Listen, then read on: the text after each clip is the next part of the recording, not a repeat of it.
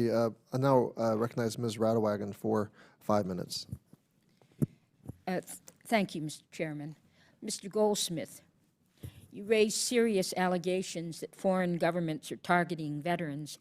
As you know, the House Permanent Select Committee on Intelligence held hearings on this issue earlier this year. Have you worked with the chairman of the Intelligence Committee, and what are they doing to address the concern you've raised? I have shared my report with the staff of the Intelligence Committee. Part of the problem is I'm also a full-time student, so I haven't been able to do the follow-up that I would like to with other members, other committees.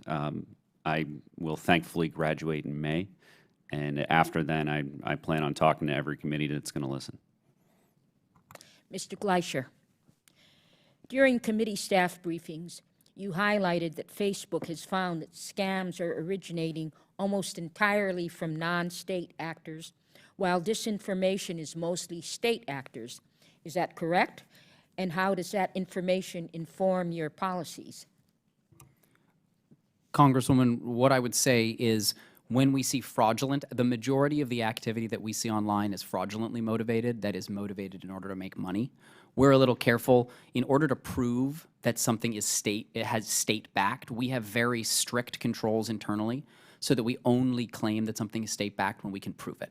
And the reason is, particularly the state actors in this space, we've taken action against a number of operations from Russia, Iran, and elsewhere. Part of their goal is to make themselves appear more powerful than they are and make us think that every instance of misinformation is actually a foreign operation. And they do that because it fundamentally undermines our trust in the conversations we're having, and it leads to this phenomenon today where people think that anyone who disagrees with them or they distrust online may be state-backed. And so we're very careful. It's really important that people understand the nature of this threat, but we also want to make sure that we don't hyperbolize it, that people know when there is a state actor, and that's why whenever we see one of these operations, we report it publicly every time. We disclose it, we provide details and analysis on the behavior we saw and what we can prove about who was behind it. And then we share information from it with a third-party research organization, maybe Graphica in some contexts, the Digital Forensics Research Laboratory at the Atlantic Council, and others, so that they can provide their own independent assessment of the operation. Thank you, Mr. Chairman. I yield back.